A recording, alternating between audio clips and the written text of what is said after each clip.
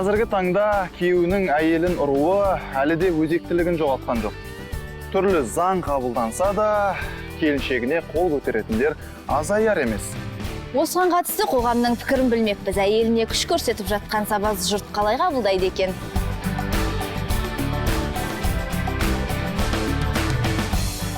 Мен саған айтып отырмын. Жасұлан, соған бірден ұру керек па? Или өстіп сөйлесу керек па? Тоқта деп тұрмын ғой саған. Бастапқыда адамдардың бейжай назары бізді үркіткені рас. Қалай? Не қал? Қыз бала, мына қыз балаға енді Не болды қыз бала? Менің әйелім шығар бұл, қайдан білесіз? Жоқ, әйеліңіз болса да енді. Жүрші, қайда жүр? Бергел, ей. Жасұлан, үйге қайтайықшы, Жасұлан. Жүрші мына жаққа. Жасұлан, үйге қайтайықшы. Не? Не болды? Подожди, жена моя. И чё? Жена моя. Ты девушка вообще? И чё?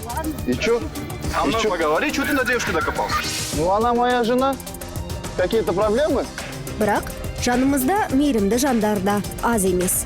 Не болды? Қызға ғана әлім келе ма не? Бүгінгі тәжірибемізде бірі көмектесіп, қол ұшын созып жатса, енді бірі тіпті мән бермей кете берді.